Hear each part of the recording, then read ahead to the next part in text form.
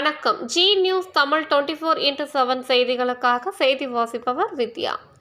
ஆரணி ஸ்ரீ சத்ய சாயி சேவா சமிதியின் சார்பில் ராமநவமி விழாவை முன்னிட்டு ஸ்ரீ சீதாராமர் திருக்கல்யாண மகோற்சவம் நடைபெற்றது.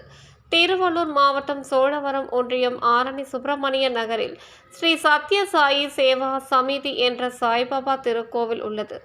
இன்று ஸ்ரீ ராமநவமி என்பதால் இக்கோவிலில் ஸ்ரீ சீதாராமர் திருக்கல்யாணம் நடைபெற்றது. இதை முன்னிட்டு தூட்டார் தெருவில் இருந்து இக்கோவிலுக்கு மங்கள வாத்தியம் முழங்க சீர்வரிசை பொருட்கள் கொண்டு வரும் நிகழ்ச்சி நடைபெற்றது.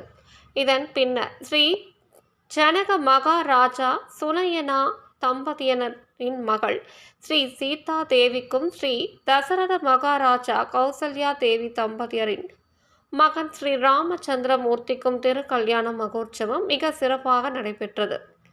இதன் பின்னர் பெண் பக்தர்களுக்கு மஞ்சள், குங்குமம், வளையல், பூ, பழம், ஜாக்கெட் உள்ளிட்ட தாம்பூலம் வழங்கப்பட்டது. இதில் சுற்று வட்டாரத்தை சேர்ந்த ஏராளமான பக்தர்கள் கலந்து கொண்டு தரிசனம் செய்தனர். சீதாராம கல்யாணம் சேசின வாரிக்கு புண்ணியம், சூசின வாரிக்கு பாக்கியம் என்ற தாரக மந்திரத்திற்கு இணங்க பயபக்தியுடன் ஏராளமானோர் திருக்கல்யாண நிகழ்ச்சியில் கலந்து கொண்டனர்.